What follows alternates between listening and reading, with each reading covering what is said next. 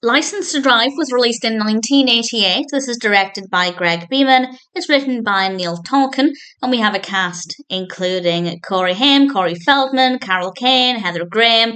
Great cast and performances. It's because of Kane that I became aware of this and wanted to watch it. And in general, I'd say it's not too bad. If you like 1980s teen films, I think you'll really enjoy this, and that's not a bad thing. I think it works quite well. It's about a character called Les, and he isn't able to pass his driving test, but he decides to take the car out anyway and gets into a bit of a problem. Well, actually, multiple problems, and I'll say no more than that. I don't want to give away too much of the specifics. It's generally a straightforward narrative that's very well executed. The pacing is not too bad.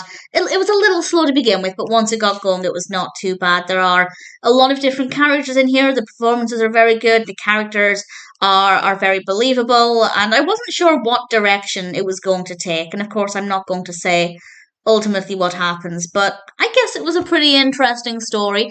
I certainly found it to be a fairly pleasant experience. There's nothing about it that didn't work very well. It's generally a decent film, and as I said, it definitely does, not a criticism, feel like a very strong 1980s teen film. If that's your kind of vibe, if that's what you're in the mood for, I think you might really thoroughly enjoy this.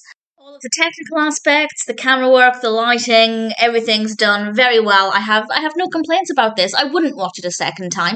It's never going to be my favourite story, but at the same time there wasn't really anything about it that didn't work. It was okay. I didn't love it. It's not the most engaging, but in terms of the type of film, I think it works very well. And I guess by that I mean I'm not always in the mood for an 80s teen film.